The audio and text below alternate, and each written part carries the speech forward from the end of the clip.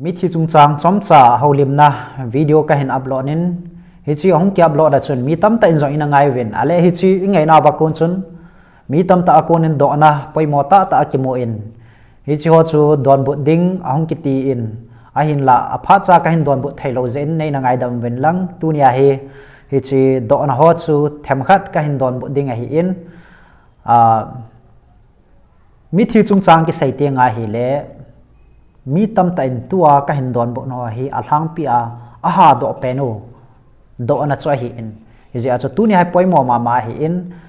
hin dong jingin lang chu ting tal na ki chi sial to ka na hin do jing the hi tabang do na poimo ta hin ne zo se chunga ke pa thu ka sein pathin em phathena bo hal lang ale ama sapen na chiu hitin do na poimo khat chu ipihami tile first Peter bung thum chang som lagi na pa na hi invat dio hi chang som lagi na pa na som ni sung hi anavel hitin hi chuwa hin hitina ki sena hi pathin kom ei lut theina dingova khat vei he su gen thei athu gim a hi ama chu ta sa a ki that thagawa hi nga hi chang som lako chu jong le thagawa chi a kula ki hen thagaw ho thu aga hil a hi chang som ni ama chu masang laya no ani kho lai sung si a pathin lungdi hatna in anga lai za chu thua nung lo ana hi wa hi hi cha ko nga chu mi tham cha khat git se bo tuya su ana su cha a hi hi chi context si mi tam ta hen mi thi chung chang ki sai ti nga hele Jesus Christa hi athia hlana sunga chu ni thum le zan thum sunga chu alhaga wa ga chi a no a phat laya chon sit hu hingna na chang lo ho hlagaw ho ki khol namun khana chu ga chi a pathin thu ga saya ama ho chu second chance api danin interpretation of many hitabong saidan le hitabong ngaidan ki hil na chu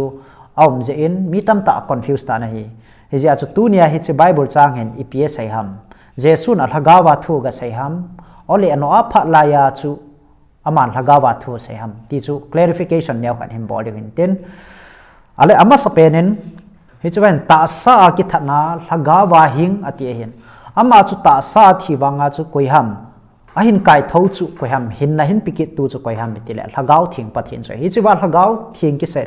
hi chuwa hagaw ki sai hi hagaw thing pathin so hi in hi ja chu Jesus Christa athia ko na hin kai do pa ma chun hi che pa chu thu ase hi ti pa chu he hi chu Jesus hagaw ti azong ki he hi adang ichi ma song vin second chance mi him he athi zo ting le pathin in second chance api am ti hi do na khat na ne hitin pathin in bible hi va na hi le pathin in koi ma cha athi zawa second chance kiti hi kipelo hi second chance kiti hi kisi kit na dinga van gam kai the na dinga second chance kiti hi kipelo hi hi achu bible na sai chu pi hamitile hebrew bung ko chang som ni la sagi anavel te khat ve chule mihim te dinga khat ve thia chu zo le thutan na hungum ding chu go sa hin atien mihim te chu khat ve thia athi zo ting ta le second chance silovin ama ho dinga chu thutan na nga ading hei ta ve na he ya chu idam laya ikisi lova idam laya ibol lo chu mundanga chan sum talo hi van gamang chan sum talo hui lai mun jong le chan sum talo hi lei si na da sim tup lo wa he le mundanga phanum talo hi he ya chu lei si na na to ga chu na thi ni khole chon hi chu hi jing ding ai ta na hi he ya chu i hin lai dam sung sia hi pathin kin boarding pa cho poimo hin epigenam ti le thi zo ting le second chance ki ti hum talo hi ya chu bible na support chu second chance um talo a chu tia hi le no ate phat lai a lagaw ho chu iti second chance ki pe ding ham chu ba bible chang hin a sei hi neu khat ana ve nai ja mo hitin ana mu chin ja mo hite hi chlai bible chang hin hoi tai wat na hi le a sei nom chu jesu chu hlana ni thum le zan thum om sunga chu alhaga ba ga kum so a mithi ho la a chu mithi ho lagaw la a pathin thu aga sei hi po in hi chila sei nom pe chui pi ham itile chilai bible chang he a context e vatna le no a phat lai thu ki sei in hi ja chu no a phat lai ya chu koyen thu a sei ham kui ho ko ma ki sei ham ti pa chu i khur do ngai na hi chila thu sei ya pang chu koi ham itile hlagau thinga hi in jesu ata sa ta le si na no a phat lai ana pin nai lo wa nga chu ama hi a hlaga wa thu na sei jinga hi in tu a jong hi hlaga wa pathin thu ai sei pi jing na lai wa hi ti chu he di wa hi aji chu hebrew bung thum chang som langa na chui vat na hi le tunia a ogin na za ova hi le a ogin ti chu hlagau thing ogin na za ova hi le lunghan sa na a bangchun na lungo ta sa hi un akiti na hi na lungo ta sa hlagau thing o na za ova hi le ati hin ya chu tunia hi za chum ma hi hlagau thing in thu ase gin chum ma hi thu ase hin hi chu phat lai ang chu no a phat lai chu no a chu a thu sein ai la akong suin pangjing jong le hi chi ba a thu seya pang chu no a ko na thu sei chu ko hamiti le jesu hlagau chu hi in jesu ata sa ta na hlat le lo wanga chu a hlagau wa thu na sei hin koi ho ko ma sei hamiti le hlagau kula ki hen ati hin hlagau kula ki hen ho chu koi ho ham itia hele satan chon sit su a tang ho pathin thu anangai num lo ho hlagau thing thu sei na ngai num lo ho noa in kung ki suivin pathin ta san vin ati ngai num lo ho hi chi reject bol ho zo se satan in sung kula akum ho ko ma chu jesu in athaga wa thu ana sei jing pa chu a sei na hi in ale hi chila hin ila do num penu chu ipi ham itia hala jesu hin nithum le zan thum athi sunga chu no a phat laya chon si ho hlagau ko ma cha thu ga sei hi po in no a phat laya no a to ki thu a hlagau thi nga ku na thu ana sei jing pa chu a sei nom pe na hi ale hi chuba hin bible chang ai ni tin a sei na hi no a ni khu lai sung si a pathin lungde ha nen anga lai zu ba chu thu anung lo a hi wa a hi ati he thu anung lo a hi wa a hi pathin lungde ha lai chu chi chu a hi pathin he analung de jingen mi chon si ho chunga hen anga jingen ako jingen ahin la koi ma cha hung po vena hi hi chuba bible context in iwa diwa ka dei chu iphemi tile genesis bungup chang thum na hi khat ve na beu hitin hi chuba hi a central idea along la chila hi as pitalin asai nom pen le pitalin asai nom pen le ako mu nom pen chu hi chu bible chang to hin hung kitu a hung kila do hi pitalin hi chuba sei nom pe chele genesis bungup chang thum na he na bele hen ik mo che de ai tai a hi wangin pakajin kalhagau mihim sunga atun sot kum khon cheng dan di punte atie hin hi chila hi iba na hele pathin no a kung sui dinga ako kon a hi in no a khang lai hi iba na hele pathin lungdi ha na pa hi a jing wanga chu pathin jong hin phat ane hi in hi ja chu alung sutta a pathin ko na pha cha sang lo ho chu pathin en amo chu chan sa pi lo ding a hi in ni khu khat ting la pathin hlagau thing chun ada ha ding a hi chu pa chu a hi in hi ja chu pathin hlagau thing hi tua nangma ko ma thu sei jing wanga nangma ko ma na chon phat na ding na lung hei na dinga na to jing wanga hi azo le hlagau thing na ki su no thei azo le hlagau thing in la da ha thei hi phat ma hi in hi ja chu tu phat sung hi I man ding pa chu pai mo hi ale hi chuwa hlagau thing in lung de ta le lung ning ta thu na sei jinga no a ko na thu na sei jing la ya chu mi izan in pathin thu na nge mi za thu anung vam ti le mi get se abo jisu no a le in sumi te ho ama ho bo se chu su cha hi ve na hi episode te la ama ho bo chu thu an anung wa ana su cha hi na hi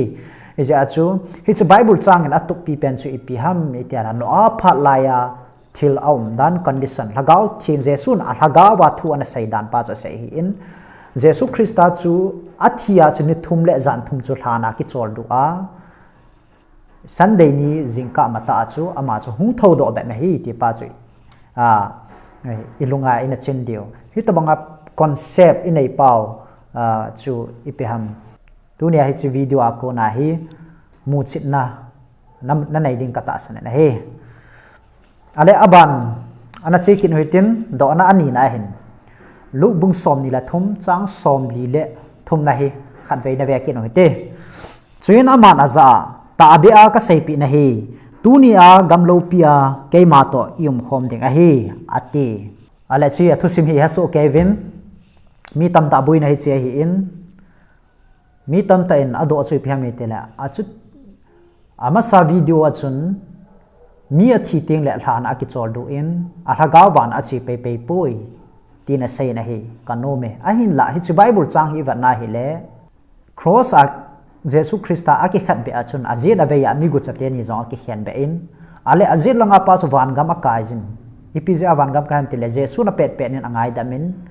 Jesus na akom achun a sein ta bia ka sei pi na hi tunia gamlo pia nangma to im khom ding a hi ati hiloham ti pa chu mi tam ta na do hin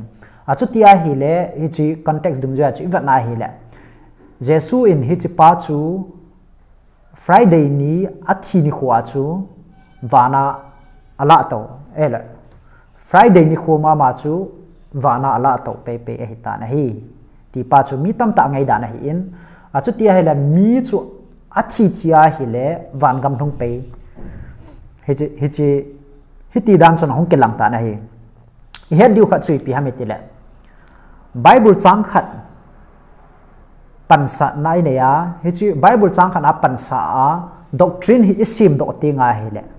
di thai lo he nei hi ja chu ipi ham ti pa chu vet chi na khul chi na mu chi ding chu apoya pai mo jeng hi ale hi chi do na hi kin jong hai ka sal he jengin ke ma jong kana buina khat chwa hi in a hin la tua hi mu chi na kin jong ka dai phanin tu ne nang ma jong mu chi na na nei ding ka kin em na hi hi tin na ve hote Jesus Christa athi ni chu Friday ni kho hi in nidan thum vela thia hin ale hi chu iwa na hi le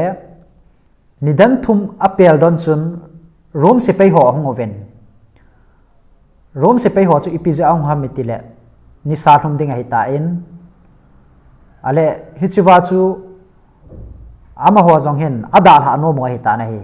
cross a ki khian be ho chu ya chu ada ha ova hi le ama ho chu ke tom do theina layo a ha no wa le ke tom do theina layo a hi je a chu hungwa akengu aketom do theina lo dia akengu angalgu hong vei bo pi heaven ala hi chuwa chun khatte ni azin aveya ki khen be te ni ngalgu chu avei bong ven a hin jesu a vat nova jesu a chu vei bo ding ati wa hi le pakai jesu christa chu pathin thu tip dung zuya agu ki subong lo ding ti goin hun na dinga chu thil su a hin ama chu nidan thume na theta in ji chun ama chu athia hi a het pha no chun ipe bolam tel ana atinga adot pe on hi chi cha chu ama hi jesu chu athi mo mong tai ti chu confirm a bol wa hin ale jesu athita in nisal huma hi le nidan gu vela nisal huma hi le hi chi ni khu chu ki chai ding a hi ta in azing chu sabat hi ding a hi in hi je chu jesu christa long chu jews te dan dung je chu dan thelo hi je chu ala la ngai hi ama chu thia ala tha diu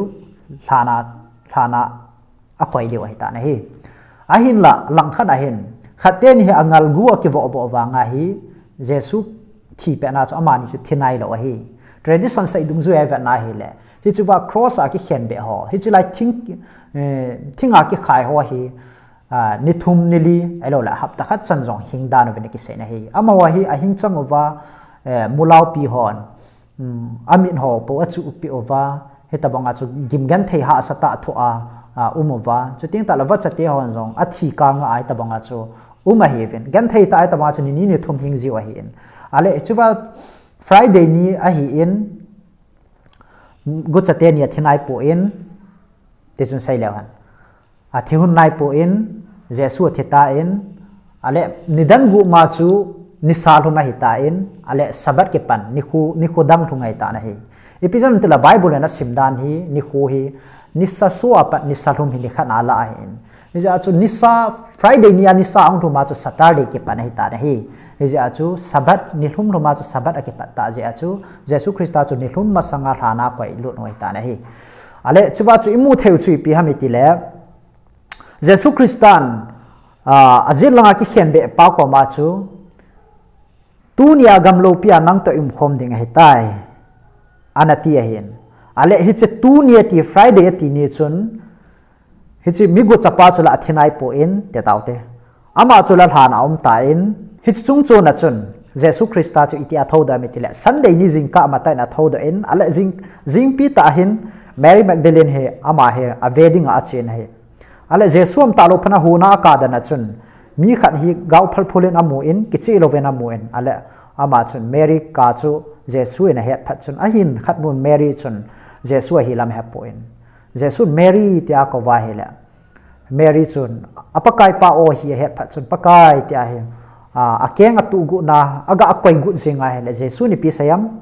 nei tong kha hi in vana elo la pa kom ka chi nai poi ati hin nei tong kha hi in pa kom ka chi nai poi ati chu ngai tu ding ma hi ale Friday ni a chu khat pa ko ma van gama nang to gam lo pia im khom ding tai ati a hi le Sunday ni jing ka jong chu vana ka chi tai ti hi le di thai ding hin a hin la Sunday ni jing ka jing a jong chu vana ka chi nai poi pa kom ka chi nai poi ati hin Mary Magdalene ko ma chu ya chu ke to kha sa lo hi nei ale iwa na hi le Jesus Christa chun cross a ki khen be pa mi gu cha pa ko ma chu alung mon na ding le thamun na mai dinga chu a sai pe hi dem tia jong ngai tu na khat the hi jong le hi chi lung boi na pa chu in va chen liu ta na hi na her kha ta em thu sim khat punctuation ai lo la ko ma ki man hil je a hing hoi dinga umpa thi tho ti thu sim khat chu vat sa nan namang leo han mi khat pa he khai li ding nom tain a hin la leng pan order la bor chu ipiha me tile English pa chu ni tin ki sona he hang him not comma release him atiala ama chu khai li hi ven hing hoi ven atina hin ale hi chile kha chu ale kha sun hon hi order so ho chun comma koi na ding lo punctuation koi na ding lo punctuation an koi kha phat chun hang him comma not release him atiale ama chu khaili uvin hing hoi hi ven ti na hi athidinga ahingdinga aki hing hoi dinga sentence pa chu athi na ding sentence so in asim do ta ven ipi su khil je ham comma punctuation su khil je hi chu tamang thil jong chu the hi chu Bible hi iwa na hi le hi chi text hi iwa na hi le original Greek ga chun iwa na hi le punctuation hi lo hi ahin la English akona hin translate him bot pa ahin le do pa hin hi chu ba hin comma hin koi kha in punctuation khan ahin koi na hi akoi gi lo ze in mi tam ta hin hi chu translate him bot pa hin punctuation hin koi hil ze in hi chi Bible chang he doctrine su si khat nen ahong pong ta in hi je achu hi chi hin ipi sai na ham iti chu hoi tai na ba chen ding ka dei na hi hitina na veo te chuina mana za ta bi a ka sei pi na hi koma tunia gamlo pia ke ma to im khom ding a hi ati koma na chu khat be ga ve leo chun ale hiti zo hen koma ga ko en chuin aman aza ta bi a ka sei pi na hi tunia chun koma ga ko le chun gamlo pia ke ma to im khom ding a hi ati ale chu chu totally a difference na mo jing ding a hi chewa cha ki hi na pa na mo jing de koma na pa chu ga thleng la chun ha ki hi na pa na mo jing ding a hi he ja chu hi chewa hen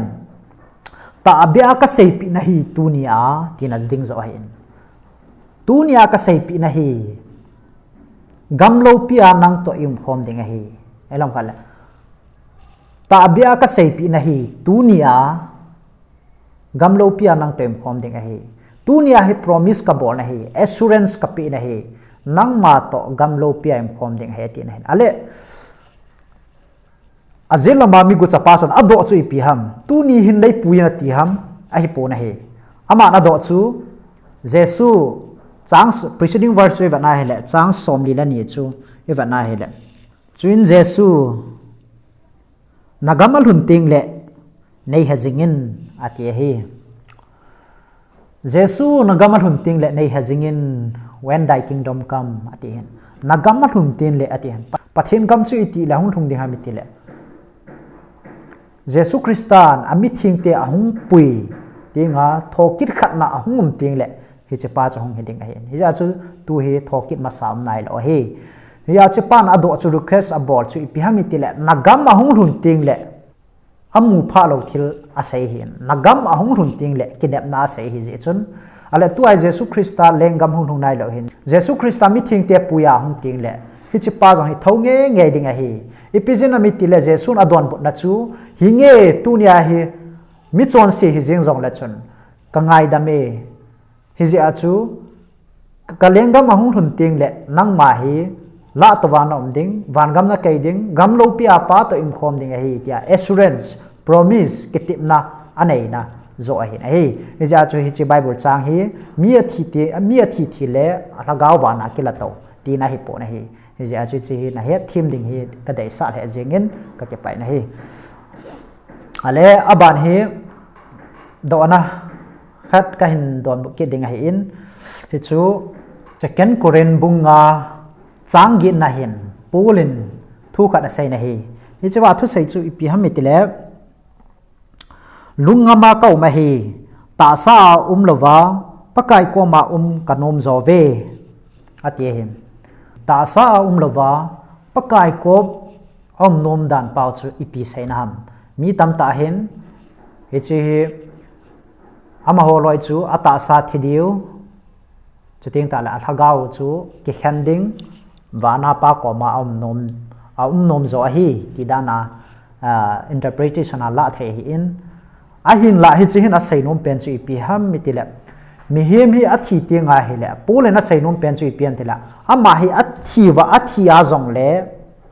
athia zong la khu helova ding ale ahung kha do ni kho chu ipiam mitile thokin nik lo pi chu ngi ding hi chi lai ka sunga gap chu amani ma cha het lo ding hi ja chu athia hi le ahung kha do chu pathin to khom pha chu